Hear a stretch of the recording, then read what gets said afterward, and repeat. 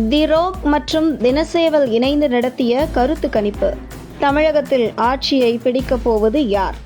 இதோ உங்கள் பார்வைக்கு. தமிழகம் முழுவதும் உள்ள 234 சட்டமன்ற தொகுதிகளில் மேற்கொள்ளப்பட்ட நமது குழு கள ஆய்வின் அடிப்படையில் வரும் 2026 சட்டமன்ற தேர்தலை முன்னிட்டு முக்கியமான கருத்து கணிப்பு முடிவுகள் வெளியாகியுள்ளன. இந்த சர்வேயை தி ரோக் நிறுவனமும் தினசேவல் ஊடகமும் இணைந்து நடத்தியுள்ளது. மாநிலம் முழுவதும் மொத்தம் 22,438 நபர்களிடம் நேரடி கருத்து கேட்பு நடத்தப்பட்டது. உங்களுடைய ஆதரவு எந்த கட்சிக்கு, அடுத்த தமிழக முதல்வராக யாரை விரும்புகிறீர்கள் போன்ற கேள்விகளின் அடிப்படையில் இந்த மதிப்பீடு தயாரிக்கப்பட்டுள்ளது.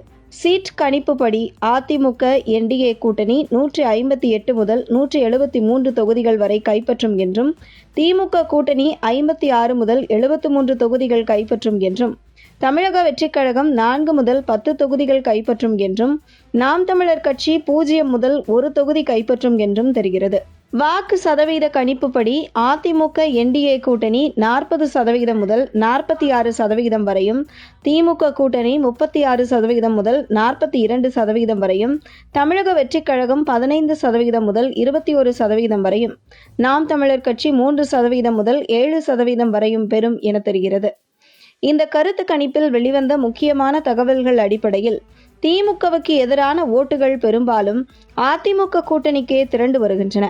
புதிய வாக்காளர்களில் சுமார் 80% பேர் தமிழக வெற்றிக் கழகத்திற்கு ஆதரவு தெரிவித்து வருகின்றனர். தமிழக வெற்றிக் கழகத்தின் வளர்ச்சி, குறிப்பாக நகர்ப்புற இளைஞர் வாக்குகளில் திமுக கூட்டணிக்கு கணிசமான வாக்கு இழப்பை ஏற்படுத்தும் என்று ஆய்வு தெரிவிக்கிறது. முதல்வர் தேர்வு கருத்து கணிப்பில் அடுத்த தமிழக முதல்வராக யாரை விரும்புகிறீர்கள் என்ற கேள்விக்கு கிடைத்த பதில்களின் அடிப்படையில் 2026 ஆண்டு தமிழக முதல்வராக எடப்பாடி பழனிசாமி தேர்ந்தெடுக்கப்பட வாய்ப்பு அதிகம் உள்ளது என்றும் கருத்து கணிப்பு முடிவுகள் தெரிவிக்கின்றன. தமிழர்களின் பாதுகாவலரே எங்க தலைவர் தானே.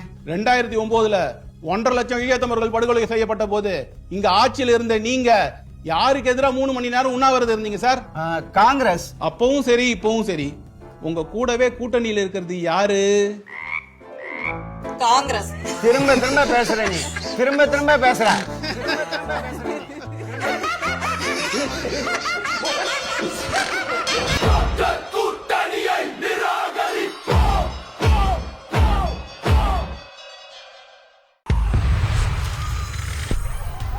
கள்ளச்சாராயம் காரணமாக பல பேர் உயிரிழப்பு.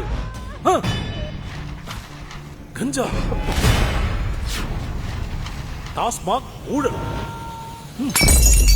என் மகனை சுடுகாட்டுக்கு அனுப்புன உங்களுக்கும் அதே கதிதான். மறக்கவும் மாட்டோம், மன்னிக்கவும் மாட்டோம்.